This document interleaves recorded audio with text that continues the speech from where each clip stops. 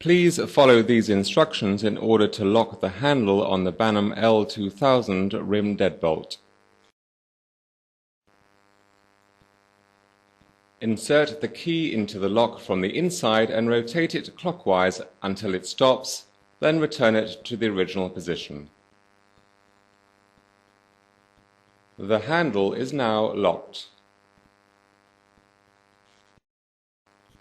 To unlock the handle from the inside, rotate the key anti-clockwise, then return it to the original position. The handle is now unlocked.